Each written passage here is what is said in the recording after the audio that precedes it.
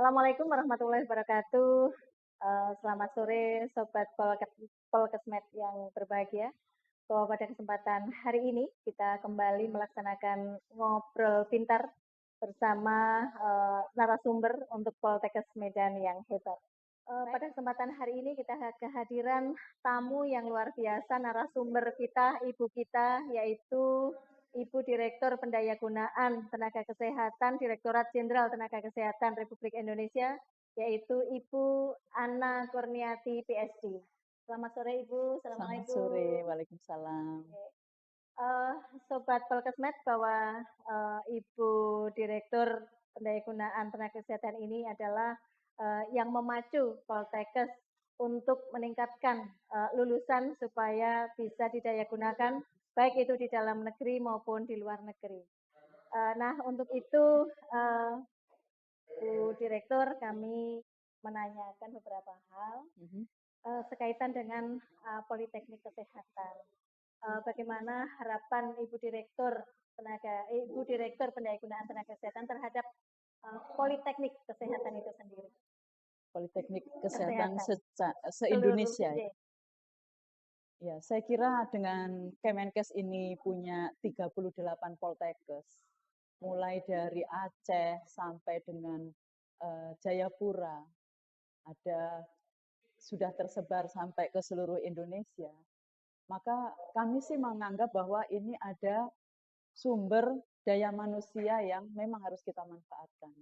Tugas saya di Direktorat Pendayagunaan Tenaga Kesehatan itu memastikan bahwa fasilitas pelayanan kesehatan kita seluruhnya, puskesmas, rumah sakit, itu terpenuhi sesuai dengan standar yang sudah ditetapkan oleh Kemenkes. Jadi kalau kita lihat sampai dengan saat ini, puskesmas yang sudah lengkap dengan seluruh standarnya, ada 9 jenis tenaga kesehatan, ternyata itu masih cukup banyak yang belum lengkap. Sampai dengan akhir 2023 kemarin baru sekitar 56,22%. Artinya masih cukup banyak puskesmas kita yang tidak lengkap tenaga kesehatannya. Dan Poltekkes kita itu kan sebenarnya sudah memproduksi jenis tenaga kesehatan yang masuk dalam standar itu. Jadi kenapa ini kok kita masih punya problem seperti itu? Jadi saya tentu sangat berharap lulusan Poltekkes kita bisa membantu mengisi gap kekurangan itu di seluruh puskesmas. Jadi seluruh Indonesia. Seluruh Indonesia. Tapi kan puskesmas itu bukan miliknya Kemenkes, benar nggak Bu? Ya. Jadi saya tentu ingin Poltekkes yang sudah ada di seluruh daerah di Indonesia ini bisa approach lah ke Pemda-Pemda supaya mereka bisa memanfaatkan lulusan kita. Dan bahkan kalau kita lihat lulusan dari Poltekkes itu harusnya dengan kekurangan yang ada di puskesmas itu sudah selesai gitu ya. Tetapi saya kira dengan jumlah suplai yang banyak ini tentu harus kita daya gunakan lebih dari hanya sekedar mengisi puskesmas kita. Puskesmas tetap menjadi prioritas kita, tetapi lulusan yang sangat banyak ini jangan disia-siakan. Ini investasi yang sangat berharga yang harus kita manfaatkan. Terima kasih. Itulah Sobat Nakes, Sobat Polkesmed, nanti khusus untuk para lulusan Poltekkes Kemenkes Medan, mohon untuk diperhatikan bagaimana kita mengisi peluang-peluang yang ada. Perlu kami sampaikan Bu Direktur bahwa khususnya ini di Sumatera Utara, ini kondisi keberisian kelengkapan tenaga kesehatan di puskesmas, yaitu 7 nakes yang melengkapi di puskesmas, itu kelengkapannya baru sampai 52%, sehingga masih ada 48% puskesmas yang ada di Sumatera Utara belum terisi secara lengkap. Ya, belum terisi secara lengkap 48%. Di sini memang ada sekitar 570 puskesmas di seluruh Sumatera Utara. Sehingga Sobat Polkesmed ini bisa dirujuk sehingga kita bisa mengisi itu. Namun di sisi lain, Bu Direktur, memang kebutuhan dari 7 nakes utama yang ada di yang 7 nakes utama yang harus mengisi di puskesmas, itu kadang-kala tidak ada produksinya di Poltekkes Kemenkes Medan, atau kita yang ada di regional Sumatera 10 Poltekkes itu belum ada. Misalnya ada poltekkes-poltekkes yang tidak memiliki jurusan gizi. Ada poltekkes tidak memiliki promkes, bahkan promkes hanya 1 atau 2. Kemudian tenaga kesehatan lainnya. Nah ini mohon penjelasan lagi bagaimana kita bisa mendistribusikan seluruh tenaga kesehatan untuk mengisi puskesmas ini. Terima kasih. Itu dia, makanya kita itu nggak pernah mampu kalau kita bekerja sendirian. Jadi kita ini kan harus punya jejaring ya, dan itu tidak terbatas hanya dengan teman-teman kita sesama Poltekkes. Kalau memang ada jenis-jenis yang tidak bisa diproduksi oleh Poltekkes, misal kayak kesehatan masyarakat, Ya. berarti kita memang harus gandengan juga tuh dengan Ya. perguruan tinggi. Saya kira semakin banyak kita memiliki jejaring, saling tolong-menolong, saya kira itu akan membantu kami ya untuk memastikan bahwa seluruh pasienkes yang selama ini selalu dikeluhkan kurang orangnya, ya itu bisa kita isi. Apalagi di tempat saya sendiri ya, kita kan punya yang namanya program penugasan khusus tenaga kesehatan, khususnya untuk mendorong terpenuhinya di layanan primer, prioritas puskesmas.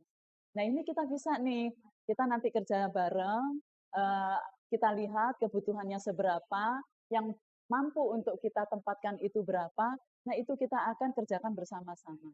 Dan juga ada lagi kayak seperti P3K. P3K sekarang itu kan juga bisa dari jalur khusus maupun juga jalur umum. Saya kira semua mekanisme untuk penempatan ini harus kita ambil semua. Semua kesempatan itu harus kita pakai. Dan itu saya juga nggak bisa sendirian ya Bu ya.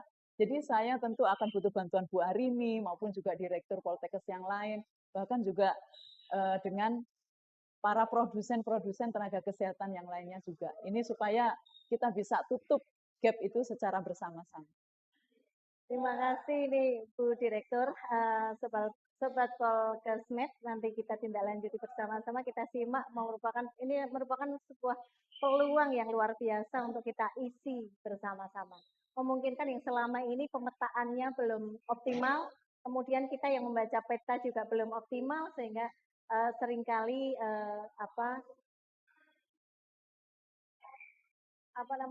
peluang itu ada peluang tuksus, ya kan? Pemerataan itu berupa tuksus, berupa P3K dan alokasi-alokasi penempatan tenaga kesehatan lainnya. Kemudian yang ketiga, Bu Direktur, ini tentang pesan Pak Menkes terhadap seluruh Poltekkes Kemenkes, kita harus menciptakan lulusan yang berdaya saing global. Artinya lulusan kita yang harus mampu mengisi di pasar global. Mohon arahan Bu Direktur, strategi apa saja yang harus kita laksanakan? Tapi sebelum saya jawab ini, mungkin yang tadi ya terkait dengan pemetaan. Ya. Di Jenakes itu kan ada Direktorat Perencanaan. Oh iya. Ya, saya kira Bu Arini maupun juga kawan-kawan Poltekkes, ini kan tempo hari ya, waktu ketemu dengan Pak Menkes, kan juga dapat penugasan. Yeah. Karena sebagai kepanjangan tangan dari Kemenkes yang ada di daerah. Yeah. Nah, saya kira ini juga bisa tuh memainkan peran di situ ya, membantu Direktorat Perencanaan memvalidasi supaya pemetaan kita itu betul-betul bagus. Jadi memang bisa betul-betul akurat seperti itulah kondisi di lapangan, karena itu yang harus kita atasi bersama-sama. Kita sedang berproses dua-duanya, nanti data bisa saling. Betul. Nah, kemudian yang pertanyaan yang ketiga tadi ya, mengenai gimana caranya supaya bisa berdaya saing, bisa mengisi apa yang menjadi kebutuhan global. Nah, ini Sobat Polkes dan Polkesmed, ini saya juga ingin sharing ke teman-teman semuanya, bahwa sekarang itu dengan tempo hari kita sampai 3 tahun ya, 3 tahun lebih kita mengalami pandemi COVID, sebenarnya shortage yang dulu diestimasi oleh WHO itu sampai 12 sampai 16 juta ya tenaga kesehatan seluruh dunia, itu dengan adanya pandemi kemarin itu kebutuhannya jauh lebih besar lagi sekarang. Seperti contohnya kemarin Jerman. Jerman itu bilang sampai kebutuhannya berapa? 400.000. 400.000? Iya, kebutuhannya, kekurangannya. Nah, kayak Poltekkes Medan ini. Saya apresiasi ya dengan Poltekkes Medan karena sudah membuat inisiatif Kampung Jerman. Iya. Nah ini pas banget, karena itulah sekarang ini yang dibutuhkan oleh pasar kerja global. Sayangnya Indonesia itu walaupun sekarang sudah mulai dilirik sebagai salah satu produsen untuk tenaga kesehatan yang bisa direkrut dan didayagunakan di negara tujuan yang lain, sayangnya angka untuk pemenuhan demand dari luar itu masih sangat kecil. Nah, Bu Arini ini sudah termasuk yang bisa memanfaatkan peluang itu. Saya kira strategi-strategi ini mesti kita dorong lagi supaya tidak hanya Poltekkesnya Bu Arini, tetapi juga Poltekkes-Poltekkes yang lain. Dan jangan lupa tentu kita juga mesti melihat standar kompetensi dari negara tujuan yang mau menjadi incaran kita untuk menempatkan lulusan kita. Kita lihat di situ standar kompetensinya seperti apa. Oh kalau gitu berarti kita mesti melakukan penyesuaian dengan kurikulum kita supaya ketika nanti anak kita lulus sudah lebih match dengan kebutuhan di negara tujuan. Sehingga nanti misal diperlukan semacam bridging course atau apa untuk betul-betul 100% menyesuaikan dengan requirement dari negara tujuan itu nggak perlu lama-lama lagi. Gitu. Sudah disiapkan sedini mungkin sehingga begitu nanti nyampe di negara tujuan harus ikut uji kompetensi nasional setempat, persentase kelulusannya itu jauh lebih besar dibanding dengan yang sekarang ini masih kita hadapi ya. Karena ini juga masih menjadi tantangan yang serius ya, yang harus kita akui bahwa kita masih struggle dengan itu. Memang Bu Direktur terima kasih sekali. Memang ini tantangan Poltekkes yang luar biasa, bahkan dijadikan indikator kinerja utama Poltekkes Kemenkes seluruh Indonesia dalam rangka penguasaan bahasa asing, bahkan selain bahasa Inggris. Untuk bahasa Inggris sendiri, kita harus mempunyai kelas internasional, dosen yang mampu berbahasa Inggris dengan TOEFL ITP lebih dari 475 skornya lebih dari 475 harus lebih dari 90%. Artinya memang dituntut untuk penguasaan global dimulai dari bahasa, kemudian untuk kesiapan anak-anak mengisi di luar negeri.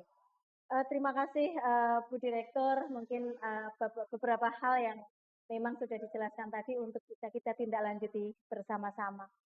Terakhir Bu Direktur, mohon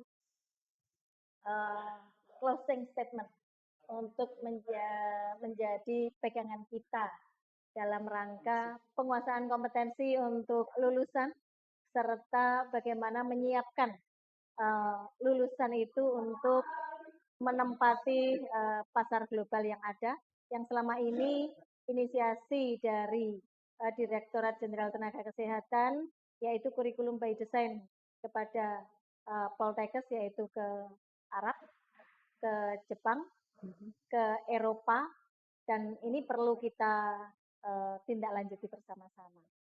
Terakhir Ibu, closing statement-nya Ibu. Pernah dengar istilah no pain no gain kan? It's really true. It's really true. Jadi namanya kalau mau sukses, nggak bisa kita hanya tidur-tiduran mager kan nggak bisa. Jadi kalau mau mencapai penguasaan kompetensi seperti yang tadi dibilang sama Bu Arini ini teman-teman ya, berarti kerja keras, kerja cerdas. Nggak ada yang bisa mencapai penguasaan kompetensi seperti yang diharapkan oleh negara tujuan yang lain itu ya, kalau kita tidak berusaha keras. Jadi saya kira dengan program yang sudah difasilitasi oleh Poltekkes Medan, bikin kampung Jerman, bikin kelas internasional ya, desain kurikulum yang sesuai dengan. Tetapi kalau dosennya tidak meningkatkan kompetensi diri, ya. Kedua, murid-muridnya, mahasiswanya tidak memotivasi dirinya bahwa saya harus aim higher than today. Saya kira nggak bakalan itu bisa terjadi. Jadi saya kira teman-teman ya, tidak ada yang tidak mungkin.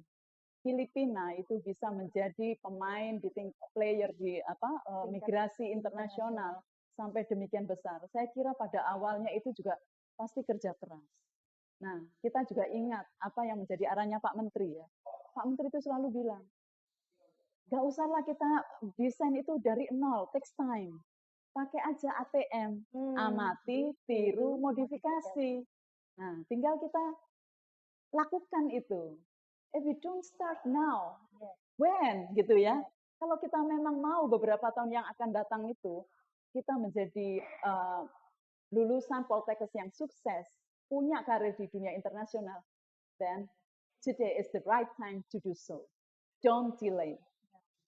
Makasih. Oke, thank you very much dan terima kasih. Kita memang harus kerja cerdas, kerja cepat, kerja tanggap, dan tentunya kerja kualitas dan kerja berkelas. Nah, itu Sobat Polkesmed luar biasa kesempatan pada sore hari ini kita diberikan pencerahan dari Ibu Direktur Pendayagunaan Tenaga Kesehatan, Direktorat Jenderal Tenaga Kesehatan Republik Indonesia. Terima kasih kepada Ibu Ana Kurniati PSD yang luar biasa pada kesempatan sore hari. Terima kasih, demikian Sobat Polkesmed untuk kegiatan ngobrol pintar bersama Poltekkes Medan hebat. Artinya ngopi sehat pada sore hari ini telah selesai. Terima kasih. Assalamualaikum warahmatullahi wabarakatuh. Terima kasih Bu. Terima kasih. Assalamualaikum.